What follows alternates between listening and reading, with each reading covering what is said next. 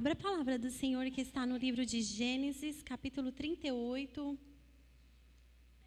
Gênesis, capítulo 38, versículo 1 apenas. E eu já agradeço a Deus por essa oportunidade. Agradeço ao pastor. E estamos aqui na disposição do Espírito Santo. Amém? Gênesis, capítulo 38, versículo 1. Está escrito na palavra do Senhor. Aconteceu que nesse tempo Judá se separou dos seus irmãos. Ali no telão está escrito que Judá desceu de entre os seus irmãos. Como eu estudei nessa tradução, eu vou ficar com a minha, amém? E foi morar na casa de um homem de Odolã, ou de Adulão, cujo nome era Ira. Podem se assentar em nome de Jesus. Hoje nós vamos falar um pouquinho de Judá, que foi o filho de um patriarca abençoado, né? Filho de Jacó. Mas ele foi um homem que deu tanta mancada, tanto vacilo, pisou tanto na bola, mas depois se arrependeu e se tornou um grande líder. Porque é isso que o Senhor fez comigo, é isso que Ele fez com você, não é verdade? Quantas mancadas e vacilos, sabe, nós já demos e o Senhor foi lá, nos tratou, nos perdoou, nos sarou, olha onde Ele nos colocou. Judá, ele foi o quarto filho de Jacó e Lia, e Judá, ele era irmão de José. Judá é aquele que sugeriu aos seus irmãos que não matassem José, porque os seus irmãos queriam matar José. Só que Judá, ele sugeriu que os seus irmãos não matassem José, porque ele diz assim, olha, que proveito nós teríamos com a morte do nosso irmão? Que benefício nós vamos ter matando o nosso irmão e escondendo o nosso pecado? Escondendo esse assassinato, escondendo essa morte. Então, a palavra do Senhor fala que José ele foi vendido como escravo. E José, sendo vendido como escravo, ele foi arrancado do meio da família dele com muita violência. José, vendido como escravo, ele foi arrancado de sua família, ele foi tirado à força da sua família com muita violência. Ele foi embora, não foi de livre e espontânea vontade, foi porque ele foi vendido como escravo. Só que nós lemos aqui no capítulo 38 do versículo 1 que Judá, o que ele fez? Ele se afastou de seus irmãos. Ele desceu de entre seus irmãos, quer dizer que ele foi embora de livre e espontânea vontade. Judá, ele separou-se dos seus irmãos, ele sai do meio de seus irmãos e ele faz isso de livre e espontânea vontade, ele quer ir embora.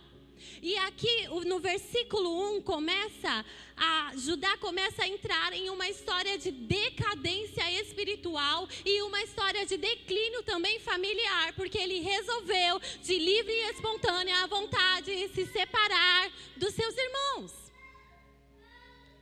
Quem sabe Judá separou-se dos seus irmãos porque ele não aguentava olhar para a cara do seu pai e ver o seu pai sofrendo por um luto que não existia e ele fazia parte daquela história. Quem sabe Judá resolveu separar-se dos seus irmãos porque ele não aguentava também olhar para a cara dos seus irmãos mais. Porque toda vez que ele olhava para os seus irmãos, ele lembrava do que os seus irmãos tinham feito com José e ele fazia parte daquela história. Só que Judá poderia continuar no meio dos seus irmãos e perdoar e ser tratado ali na sua terra. Só que Judá, ele resolve se separar-se dos seus irmãos. Ele vai morar na terra de Adulão. E Adulão era uma das cidades reais dos cananeus. Ou seja, Judá, ele separou-se dos seus irmãos e ele foi morar com um povo pior. Ele foi morar com um povo que Deus detestava. Ele foi morar com pecadores, com homens que se prostituíam, que amavam o pecado, que amavam a mentira, a vingança, o adultério.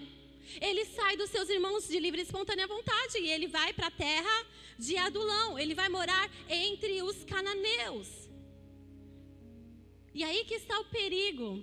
Eu vejo aqui nessa palavra que o primeiro sinal, a primeira evidência de quem está entrando em uma história de decadência espiritual, em uma história de declínio espiritual, a primeira evidência é o afastamento, é a distância, é a desunião.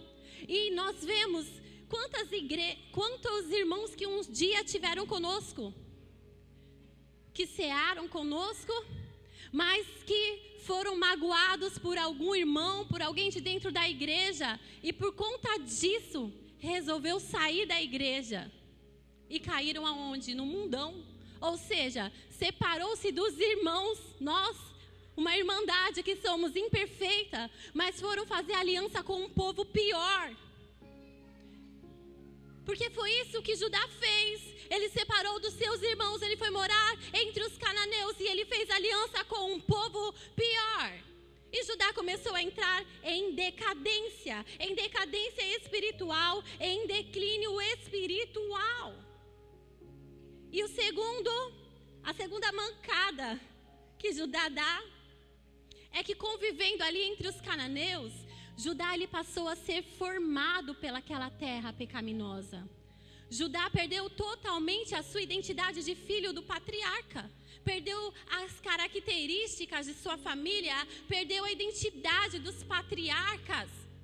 E agora ele começa a ser moldado pelaquela terra, moldado pelo pecado, moldado pela mentira, moldado pela vingança, moldado pela prostituição, moldado pela ruindade. Ou seja, ele se tornou um homem pior do que os seus irmãos. E às vezes, sabe, tem pessoas que não conseguem perdoar uma inveja, não conseguem perdoar um irmão invejoso, sai da igreja, se transforma em uma pessoa pior do que o invejoso que está dentro da igreja. Não é isso que nós vemos? A gente perde a nossa identidade de filho amado do Senhor, sabe? Quando a gente se afasta dos nossos irmãos, nos unimos a um povo pior, porque nós começamos, afastado da igreja, nós começamos a nos moldar a esse mundo pecaminoso. E aí começamos a aceitar também padrões que Deus detesta. Começamos a normalizar todos os tipos de pecado. Começamos a normalizar a pornografia. Começamos a normalizar a mentira, a viver no engano, na ruindade, no egoísmo. Começamos a normalizar o vulgarismo, a sensualidade. Então Judá, ele começou a entrar em uma história de declínio. O primeiro erro de Judá, o primeiro vacilo que ele se afastou dos seus irmãos. O segundo, que ele foi morar com um povo pior. E ele começou a ser moldado ali pelaquela terra, pelos cananeus. Começou a viver no pecado, ele aceitou os costumes e a cultura daquele povo. E sabe qual foi o terceiro declínio de Judá? É que não houve arrependimento. Vivendo em decadência, vivendo uma história de ruína espiritual, vivendo em uma história de declínio familiar, de decadência, ele não se arrependeu e ele dá continuidade no seu erro. E a palavra do Senhor fala que ele casou com uma filha de um cananeu. Ele casou com uma mulher que jamais a sua família aprovaria. Ele casou com uma mulher que Deus não aprovava. Ele casou com a filha de um cananeu, ou seja, Judá está em decadência, sem arrependimento e dando continuidade no seu erro.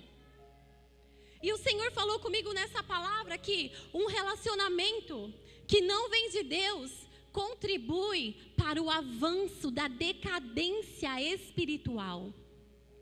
Um relacionamento, quando não vem de Deus, contribui para o avanço do declínio ministerial, do declínio, da decadência, das percas, dos dons, dos talentos. Um relacionamento que não vem de Deus também contribui, sabe para o quê? Para a aceitação de todo tipo de pecado. Contribui também para o desenvolvimento do mau caráter. Então Judá está vivendo uma vida de declínio sem arrependimento. Ele teve 3 filhos. Teve 3 frutos no pecado, na mentira, ali na terra dos cananeus. E eu falei, Senhor, sabe, eu vejo às vezes pessoas que saíram da igreja, se afastaram dos irmãos, não conseguem liberar perdão para o irmão, né? Se assenta com um povo pior, se assenta na roda dos escarnecedores, sabe, se afasta dos irmãos e a desculpa é que quer ter um futuro melhor, mas vai buscar isso aonde? No mundo. Vai construir o seu futuro no pecado, construir a sua família no pecado, no adultério, na mentira. E o Senhor falou para mim que os frutos produzidos no pecado, sem arrependimento, são arrancados pelas próprias mãos do Senhor. Frutos produzidos no pecado, sem arrependimento, são arrancados pelas próprias mãos do Senhor. O Senhor vai lá e mata. Sabe por quê? Porque está no pecado, sem arrependimento, ou seja, está dando continuidade no erro. Quer construir a família no adultério, quer construir um casamento na fornicação. Deus do céu. Oh, Jesus, tem misericórdia. Então Judá estava vivendo uma vida de decadência. E a palavra do Senhor fala que ele teve 3 filhos, como eu disse, 3 homens. E o primogênito era um homem mau. Judá tinha se tornado um homem mau naquela terra, né? Exemplo. O primogênito foi um homem muito mau, muito cruel. Aí sabe o que o Senhor fez? O Senhor quem matou. Porque frutos gerados no pecado, sem arrependimento, são mortos pelo Senhor. Deus matou o primogênito, Deus matou o filho do meio, só não matou o mais novo porque depois Judá se arrependeu e começou a viver uma nova história. Então seu filho primogênito morreu e agora a sua nora Tamar está viúva. E Tamar está na responsabilidade do seu sogro Judá. Então o filho primogênito de Judá morreu e ele deixou a sua mulher, então agora está viúva e ela não tinha filhos. E naquela época, existia a lei do casamento levirato, que determinava que o irmão do falecido deveria casar com a viúva, caso ela não tivesse filhos, para o quê? Para dar continuidade na linhagem do falecido. Então Judá agora perdeu um filho, está com a sua nora viúva e sem filhos, que é responsabilidade dele, e ele quer cumprir a lei do casamento levirato. Parece que ele quer fazer alguma coisa certa agora, né? Então ele conversa com o seu segundo filho, Onã, e ele aconselha Onã a tomar Tamar como a sua mulher para cumprir a lei do levirato. Então Onã, ele casaria com Tamar, e o filho que ele teria não seria considerado dele, porque entraria na linhagem, na descendência do seu irmão. Lembra? Essa era a lei do casamento levirato. E aparentemente parece que Onã, ele ouviu o conselho do seu pai. A palavra do Senhor fala que ele estava consciente de que ele teria que engravidar Tamar e que esse filho não seria reconhecido dele. Só que Onã, ele era um homem aproveitador. Onã, ele casa com Tamar e ele só se aproveita do corpo dela e dos benefícios que é ter uma mulher, sabe, dentro de casa. Onã foi um marido aproveitador. Foi um marido também abusador. Por quê? Porque ele abusou da ingenuidade de Tamar. Tamar casa com ele, acreditando que ele iria cumprir a lei do casamento levirato e ia lhe dar filhos. Só que Tamar estava viúva, ela não tinha filhos, ela estava numa situação muito difícil. Ela precisava gerar urgentemente. Agora ela está no seu segundo casamento, com esperança de ter descendentes, só que ela não engravida. Sabe por quê que Tamar não engravida? Porque Onã se deitava com ela, mas não cumpria o seu dever. Toda vez que Onã se deitava com Tamar, ele jogava o coito no chão, porque ele não queria dar descendentes ao seu irmão falecido. E o Senhor falou para mim nessa palavra, sabe? Quantas mulheres que estão sofrendo nas mãos, né? De maridos aproveitadores, de maridos que abusam da sua ingenuidade, que um dia lhe fizeram juras de amor, mas não conseguem cumprir com uma palavra. Quantas mulheres cheias de sonhos, de projetos, mas que não conseguem gerar, não conseguem crescer, não conseguem desenvolver, porque os seus próprios maridos pegam seus sonhos e jogam no chão. Os seus próprios maridos pegam os seus projetos, os seus futuros, os seus sonhos e jogam no chão e colocam por terra. Assim era Onã com Tamar. Foi isso que Onã fez. E a palavra do Senhor fala que o Senhor também o matou. Porque os frutos gerados no pecado, sem arrependimento, são arrancados mesmo pelo Senhor. Namoro sem santificação tem prazo de validade curtíssimo, né? Projetos sem santificação, projetos construídos no pecado aí no mundão, jovens.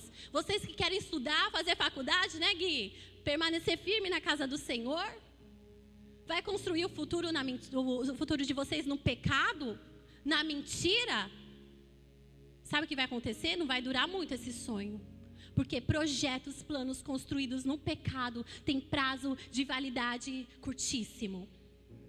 Então Judá, ele teve os seus 2 filhos mortos pelo Senhor e ele não teve netos. E aí existe a lei do casamento levirato. Só que Judá, ele estava vivendo uma vida tão, cheia de decadência, dando tanta mancada. E o quarto declínio de Judá é que ele não enxergou que foi Deus quem arrancou os filhos dele. Judá, ele não enxergou que foi Deus quem matou os seus filhos. E o que ele faz? Ele joga toda a culpa da morte de seus 2 filhos nas costas de Tamar. Por quê? Porque Tamar casou com o primogênito e morreu. Casou com o do meio, morreu. Agora ele não vai cumprir mais a lei do casamento levirato. Ele tem mais um filho, mas ele não quer dar esse filho em casamento mais para Tamar, nem quando o filho caçula crescer e virar homem. Porque ele tem medo. Ou seja, ele passou a culpar Tamar inconscientemente, uma viúva inocente. Começou a carregar a culpa da morte de seus 2 maridos. E o quinto declínio de Judá é que Judá abandonou Tamar no momento em que ela mais precisava. E o pior, ele mentiu para ela. E a mentira que ele fez para Tamar prendeu Tamar naquelas vestes de luto por muito tempo. Judá mentiu para Tamar. Judá falou assim: Tamar, é o seguinte, para cumprir a lei do casamento levirato, nós temos que esperar o meu filho caçula crescer e virar homem. Então você volta para a casa do seu pai. Só que você fica lá com as suas vestes de viúva. Você não tira as suas vestes de viúva. Você fica lá na casa do seu pai, porque quando o meu filho crescer, eu vou dar ele em casamento para você. Mas era mentira, era só uma estratégia para se livrar de Tamar. Então Tamar, ela volta para a casa do pai. Ela está desamparada no momento tão delicado da vida dela, no momento em que ela mais precisava, de carinho, ser curada. Ela volta para a casa do seu pai, vestida de viúva. E ela não pode tirar aquelas vestes. Tamar volta para a casa do seu pai, vestida de luto, de dor, de sofrimento. E ela não pode refazer a sua vida. Porque ela foi enganada de que estaria comprometida com alguém.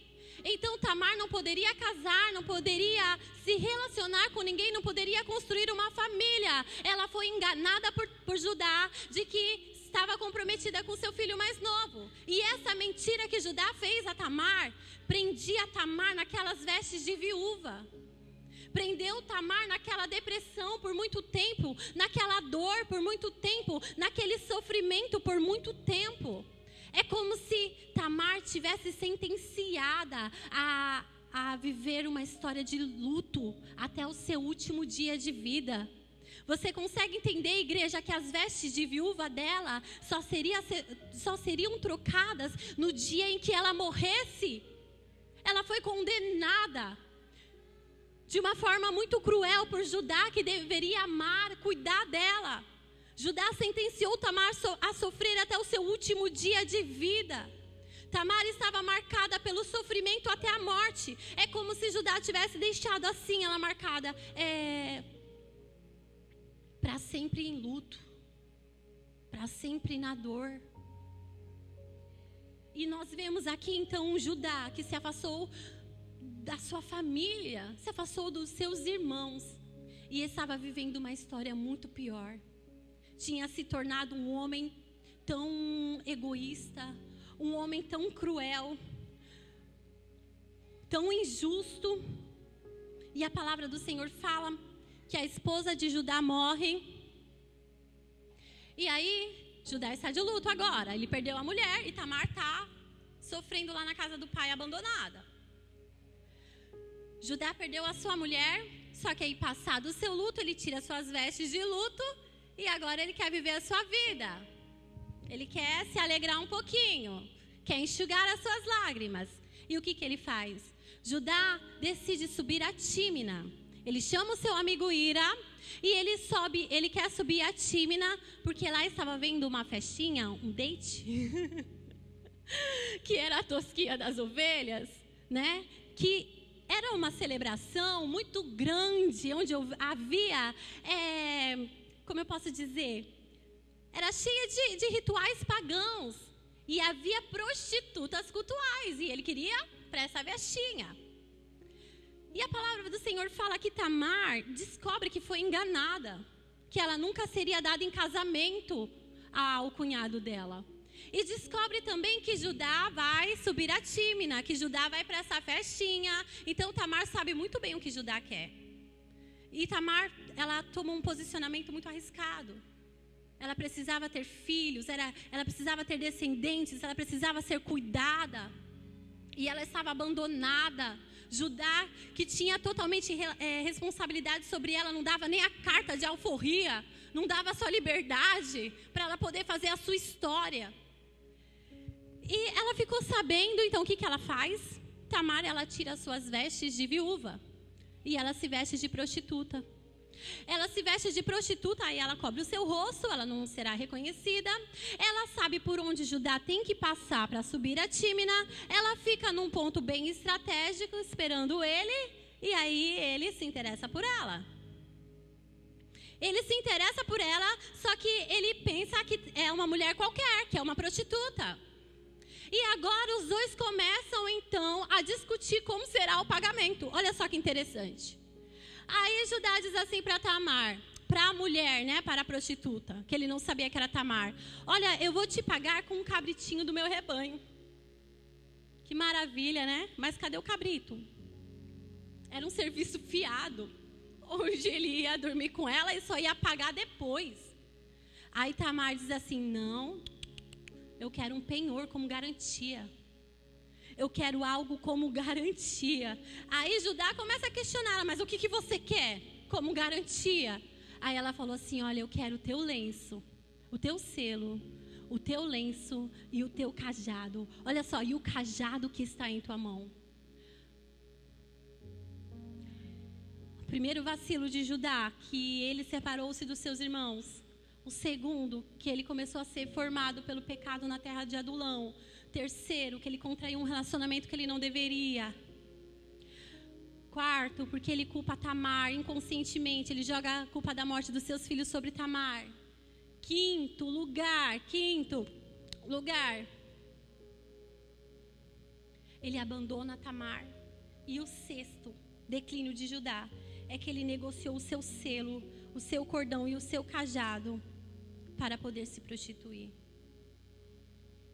Judá negociou o seu selo, o seu cordão e o seu cajado como penhor de uma dívida que ele nunca deveria ter cometido. O selo, o cordão, o cajado eram objetos pessoais que identificavam ele. O selo, sem o selo, ele não tinha autoridade nenhuma, ele não poderia comprar, ele não poderia negociar. E naquele selo que ele entrega àquela mulher que ele se deita como prostituta, naquele selo tinha a marca da família que Judá pertencia: Abraão, Isaac, Jacó. Naquele selo tinha a marca dos patriarcas. Tinha a marca daquela família que era tão reconhecida pelo Senhor, que era tão amada pelo Senhor, que era tão defendida pelo Senhor. Então ele entrega o seu selo em troca de prazer, para se prostituir. Ele troca o seu lenço.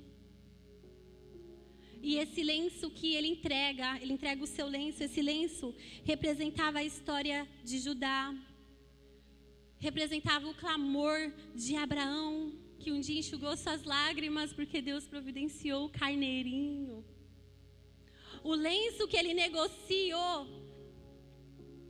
oh meu Deus, representava as lágrimas dos patriarcas que um dia foram enxugadas pelo Senhor. Representava a história de Isaac, que um dia orou para que sua esposa pudesse gerar. Representava as lágrimas do seu pai Jacó, que chorou ao receber a falsa notícia que José estava morto. Ele entrega o seu selo, ele entrega a sua marca, ele entrega o seu lenço. Ele está entregando toda a história da sua família para cometer um pecado. E ele entrega o seu cajado. O cajado é força espiritual, é autoridade, é proteção. Tudo isso ele faz só por um pouquinho de prazer, sabe? E ele pensava que seria tão fácil recuperar. E o 7º declínio de Judá. Então, a Bíblia fala que Judá deitou com Tamar. E naquele mesmo dia ela engravidou. E mais para frente a palavra do Senhor fala que ela teve gêmeos. Judá agora volta para sua casa, manda seu amigo Ira levar o cabritinho, fazer o pagamento. Só que quando Ira chega lá, ele não encontra nenhuma prostituta mística. Aí ele começa a perguntar aos homens da cidade, né, sobre a prostituta que estava ali. Aí os homens, mas espera aí, aqui nunca houve prostituta nenhuma. Aí ele corre para Judá, Judá fica com vergonha, está preocupado com a sua reputação. Não, vamos deixar isso para lá. Vão tirar sarro da gente que nós estamos atrás de uma prostituta, né? Você está vendo, a gente foi fazer o pagamento, não achamos, ó, deixa para lá. Ele não estava nem um pouco preocupado com o selo, com o cajado, vivendo uma história de decadência, de declínio, sem força espiritual, fraco na fé. E ele não estava nem aí, deixa para lá, porque se descobrirem vai ficar feio para mim. Se descobrirem que estou no pecado, vai manchar a minha reputação. Se descobrirem que eu estou no pecado, vai manchar a minha história. Meu Deus do céu. E a palavra do Senhor fala que passaram-se mais ou menos 3 meses depois. Judá, ele recebeu a notícia de que Tamar estava grávida. Está escrito assim, ó: Tamar, tua nora, adulterou, e eis que está pejada do adultério. E o 7º declínio de Judá foi que ele, em pecado, dando continuidade no erro, sem força espiritual, sem autoridade, sem o seu cajado, sem o seu selo, ele quer julgar Tamar. Ele tinha mais pecados do que ela, mas ele quer julgar. Ele tinha que ter cuidado dela, mas sabe o que ele faz? Ele manda matar Tamar. Ele manda queimar Tamar viva, porque era isso que faziam com as mulheres quando era pega no adultério. Aí Tamar fala assim, olha, é verdade, eu estou em pecado, Judá. Mas se você quer saber quem que é o pai do meu filho, é o dono desse selo, é o dono desse cordão, essa tradução diz lenço, e é o dono desse cajado. Judá, filho de um patriarca, cresceu ouvindo seu pai. Que história vergonhosa. Uma história de decadência, cheia de ruindade, de escolhas erradas e dando continuidade no seu pecado, sem arrependimento, com o coração duro, dando continuidade no erro, esquecendo dos seus princípios, de toda a educação que um dia ele teve dos seus pais. Só que nesta hora, a palavra do Senhor fala que ele reconheceu que Tamar era mais justa do que ele. E ele começou a cuidar de Tamar como se fosse a sua própria esposa. Aquilo que ele já deveria ter feito antes, ele começa a fazer agora, melhor tarde do que nunca, né? Enquanto ainda dá tempo, porque olha a vergonha que ele estava passando. Então, Judá, ele passa finalmente a cuidar de Tamar. Ele cuida de Tamar como sua esposa. Só que a palavra do Senhor deixa bem clara que no versículo 26, que nunca mais Judá conheceu Tamar. Ou seja, nunca mais Judá se deitou com Tamar. Ele passa a cuidar de Tamar, ele passa a zelar pela vida dela. E agora, finalmente, depois de muitos anos, Tamar está livre daquelas vestimentas de luto, está livre daquele peso que ela estava carregando por muito tempo. Ela está livre de toda aquela dor, de todo aquele sofrimento. Ela está sendo agora amparada, ela está sendo protegida por Judá, ela está sendo amparada por Judá, sustentada por Judá, cuidada por Judá como a sua própria esposa, mas Judá nunca mais se deitou com ela. Ou seja, Tamar nunca mais foi tratada como um objeto. Nunca mais foi humilhada. Nunca mais foi envergonhada. E a palavra do Senhor fala que Tamar e um dos seus filhos gêmeos, que foi Pérez, glória a Deus, foram incluídos na genealogia de Jesus. E Judá, que reconheceu o seu erro, Judá reconheceu o seu pecado. Eu creio que ele ficou com vergonha daquela situação toda. Assume as suas responsabilidades com aquela viúva. Passa a cuidar, como a palavra do Senhor fala, que a gente tem que cuidar das viúvas. E ele volta, aleluia, para o meio dos seus irmãos. Eu não sei para que essa palavra, não sei se é para alguém que está na live, porque eu olho aqui só tem crente, mas hoje é dia de você voltar a ter comunhão com seus irmãos. Porque a partir do momento que Judá volta para os seus irmãos, que não eram perfeitos, mas ele descobriu que ele era pior, que ele tinha se tornado uma pessoa pior. Quanta gente que fala mal de nós aqui da igreja e faz aliança com o povo pior e não tem vergonha, meu Deus do céu. Então Judá, agora arrependido, ele volta para o meio dos seus irmãos, ele volta a conviver com seus irmãos, com o seu pai, e ele também volta a crescer. Agora ele está em uma nova história, ele tem uma linda história de superação, porque ele volta a desenvolver-se, ele volta a crescer, e ele se tornou um grande líder entre os seus irmãos. Não foi José, que foi todo perfeitinho, não é verdade? Jesus é da tribo de José, que foi perfeitinho, não. Aleluia! O leão de Judá se tornou um título do próprio Jesus Cristo. Jesus Cristo, o Messias, não é descendente de José, que é todo certinho. Jesus Cristo, o Messias, foi descendente direto da linhagem de Judá. O grupo de louvor pode se posicionar. E eu quero dizer para você nessa noite que você pode viver uma história linda de superação. A Bíblia fala que quem confessa o seu pecado e deixa alcança a misericórdia. Quando nós confessamos os nossos pecados, o Espírito Santo já trabalha esse sentimento de arrependimento em nós. E o arrependimento, ele rompe com qualquer ciclo de decadência, seja familiar ou espiritual. O arrependimento, ele acaba com toda história de ruínas, ele acaba com toda história de declínio, e hoje é noite de arrependimento. Eu não sei qual o erro que você tem cometido e você tem dado continuidade. E está vivendo uma história de decadência familiar, de declínio espiritual, está com a vida toda bagunçada. Mas o Senhor te trouxe aqui porque Ele quer te levantar. E hoje mesmo você pode sair daqui sendo um novo homem. Você pode se tornar um homem exemplar novamente. Você pode se tornar um pai exemplar novamente. Você pode se tornar um pastor, um evangelista, uma missionária exemplar novamente.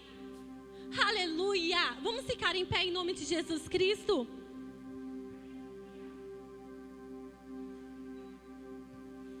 Aleluia! Hoje o Senhor quer te libertar de todos esses pesos. Aleluia, que tem te acorrentado.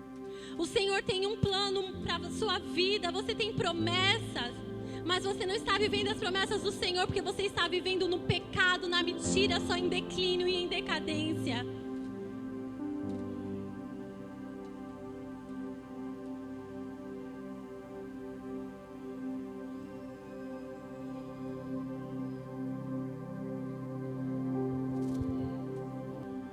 Eu sei que a palavra é dura, mas alguém quer vir aqui na frente para nós orarmos?